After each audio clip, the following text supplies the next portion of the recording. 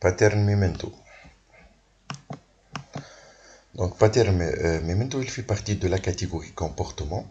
Le pattern memento permet de capturer l'état d'un objet de manière à pouvoir le restaurer ultérieurement. D'accord? Donc, il permet de capturer l'état actuel d'un objet. D'accord? Donc, pour pouvoir le restaurer, si on veut revenir à cette étape-là. D'accord? Donc, la méthode de stockage utilisée à cet effet dépend du type de restauration à faire après un clic ou une frappe au clavier ou lors d'une prochaine session après un certain temps, lorsqu'on veut effectuer le stockage. D'accord? Donc, ça dépend de la méthode.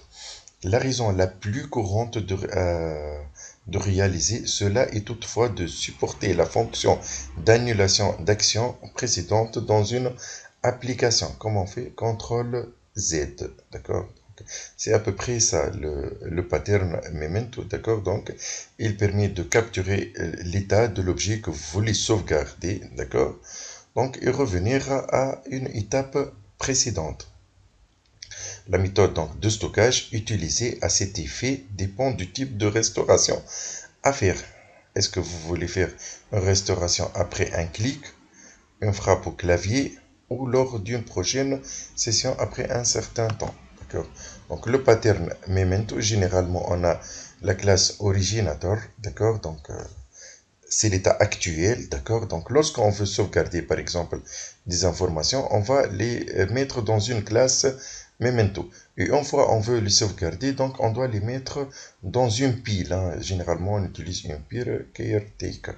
D'accord. Donc sauvegarder les états de l'objet d'origine, originator, dans un autre objet memento, parce que on peut ne pas prendre toutes les données de la classe principale. On veut sauvegarder quelques, par exemple, propriétés. D'accord. Donc transmettre ce memento à un gardien caretaker pour son stockage. Memento doit être opaque pour le caretaker que ne doit pas pouvoir le modifier, bien sûr, ne peut pas faire des sets, c'est-à-dire ajouter à l'originator, d'accord, des méthodes de sauvegarde et de restauration, d'accord. Donc set memento et create memento, d'accord.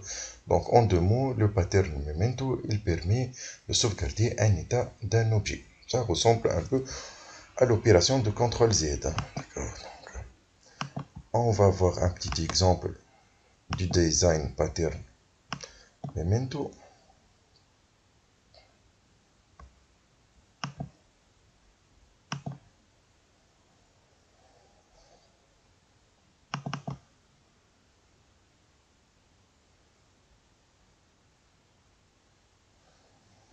Donc ici on a la classe employé memento.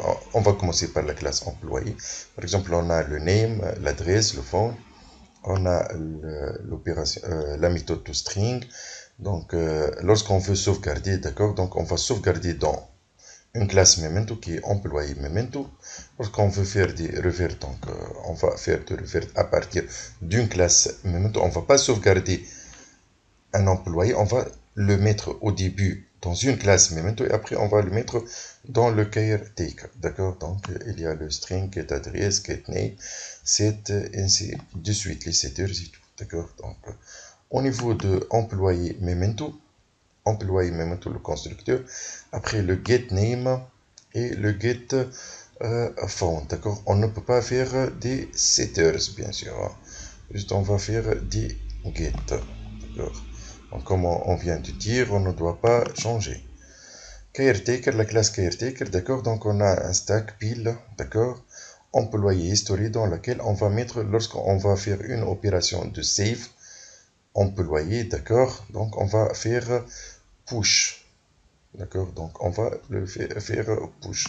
Et lorsqu'on veut faire des revert, d'accord? Donc, vous voyez ici, d'accord? Lorsqu'on veut faire des revert ici, on doit faire opération de pop. D'accord, donc pour push pour mettre et pop pour retirer bien sûr cette classe memento. D'accord. B. Donc après il y a le public void affiche. Donc si on veut afficher, d'accord, on va prendre toutes les informations. D'accord.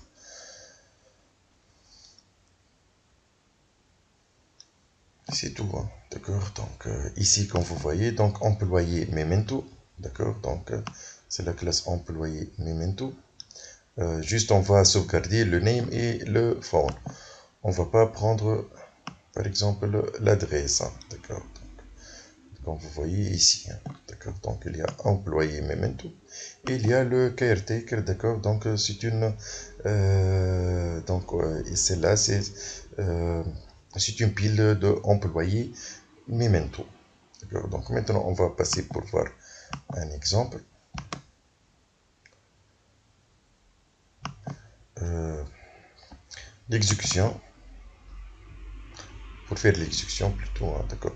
Donc, comme vous voyez ici, il y a caretaker, donc une classe on fait appel, nous employé. Et lorsqu'on va faire ce save là, d'accord, donc comme vous voyez ici, caretaker, donc on a fait .save employé, donc on l'a enregistré, l'employé, d'accord. Donc on l'a enregistré, c'est-à-dire on l'a mis dans la pile, d'accord. Donc on a fait appel à caretaker, d'accord. Donc on a fait le push de emp.save, on a fait appel à la méthode save de la classe employé, d'accord. Donc au niveau de la classe employé, si vous voyez le save, d'accord, donc on vient de créer momento employé, momento, le name et le phone. On a sauvegardé juste le name et le phone, d'accord. Après on a sauvegardé. D'accord, donc on a remplacé le numéro de téléphone 8885 par 44, ainsi de suite, d'accord. Après, on a affiché after change, d'accord. Donc, après, on a sauvegardé, on a changé le numéro de téléphone une autre fois. Après, on a fait un revert. Après, on a fait un revert, ainsi de suite. Donc, pour faire le push et pop de la pile. Donc, pour sauvegarder Java Application. Pour exécuter. D'accord, donc la première chose, comme vous voyez, on a le 88.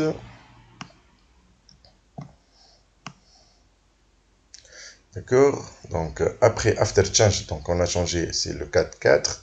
Donc last save point, donc c'est le 00, d'accord, parce qu'on a fait le save. Maintenant on a fait revert, d'accord, donc si on affiche, donc on va trouver le 4485. On a fait un autre revert, on va trouver le 88 et 5. D'accord, donc ici, comme vous voyez, l'affichage revert ou original, d'accord.